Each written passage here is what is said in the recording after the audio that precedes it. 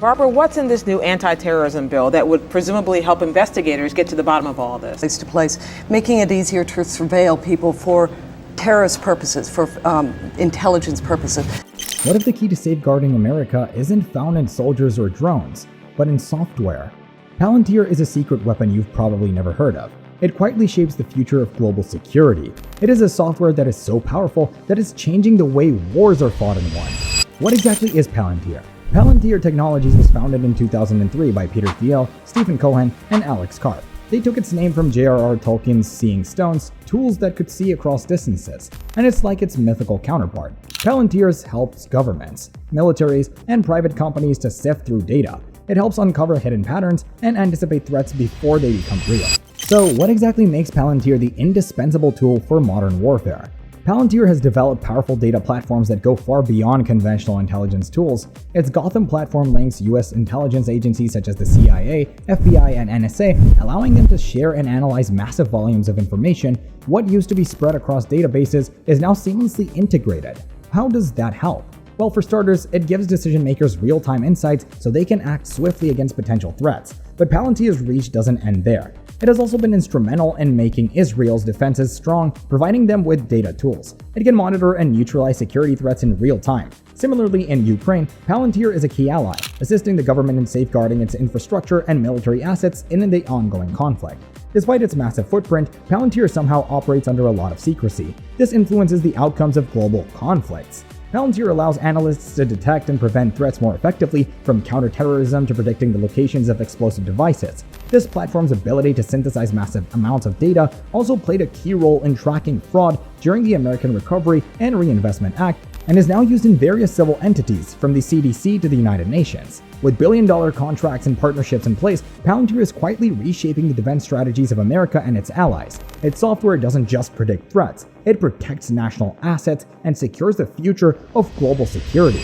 How has a single piece of technology become so vital in the modern battlefield? The answer lies in its ability to turn data into defense. As of 2013, Gotham's client roster included prominent agencies such as the Department of Homeland Security, the National Security Agency, and the FBI. Even West Point and the Joint IED Defeat Organization have tapped into Gotham's robust analytics. Interestingly, while many branches of the military embraced this technology, the US Army still preferred its own data analysis tool at that time.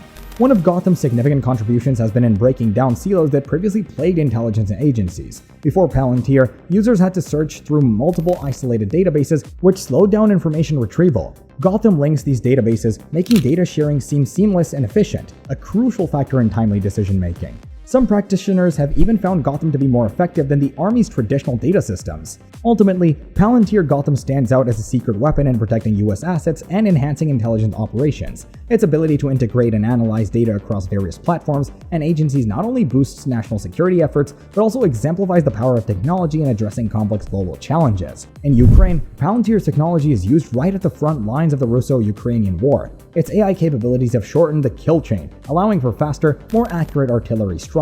This technology has dramatically increased the speed and precision of Ukraine's military, giving them an edge in the ongoing conflict.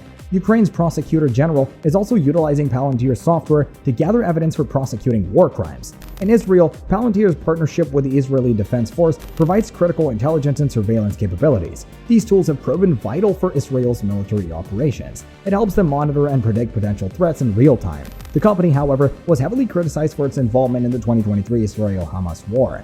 In the world of tech and data, Palantir Technologies has become a real powerhouse. It's not just about the latest buzzwords. This company is on the cutting edge of protecting vital assets for the US and its allies. Let's start with their game-changing partnerships. On February 8, 2021, Palantir joined forces with IBM, rolling out the Palantir for IBM Cloud Pack for data. The result? AI applications are now more accessible to businesses and organizations, even if they don't have deep technical expertise. This is a huge step forward in simplifying how massive data sets are managed and used, making complex processes much more straightforward.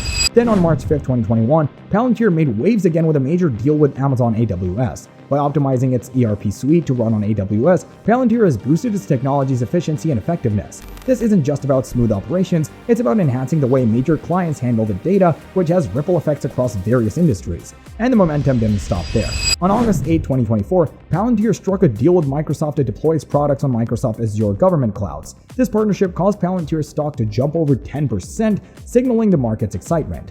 Integrating with Azure government clouds is the big win, providing top-notch support for defense and government sectors and solidifying Palantir's role as a critical asset in national security. Palantir's reach even extends into healthcare. In June 2021, the company took a stake in Babylon Health, aiming to bring its advanced technology into the world of medicine. The move is set to revolutionize how healthcare data is managed. But let's not ignore the controversies. Palantir has faced its share of challenges, from legal disputes over algorithms to scrutiny over its work with US immigration and customs enforcement. These issues have sparked significant debate, but despite the hurdles, Palantir's technology remains a key player in national and global security, infrastructure, and healthcare. The conversation about Palantir isn't just about their tech. It's about how their tools and partnerships are shaping and protecting our world in real time. At the AI Expo for National Competitiveness in Washington, D.C., the fusion of technology and military power was on full display. The event, hosted by the Special Competitive Studies Project, brought together the most influential figures from America's defense industry. Most recently, its AI products have been utilized by the Israel Defense Forces, sparking protests over the company's involvement in the ongoing conflict in Gaza. But at the AI Expo, the tone was anything but reflective of the consequences of the war. Instead, the event was a deep dive into the latest advancements in military AI, drones, and automation. At the core of the conference was a panel featuring former Google CEO Eric Schmidt and Palantir CEO Alex Karp. The conversation divided the room, with some viewing war as a purely strategic endeavor, while others, like Karp, openly questioned the moral and human cost.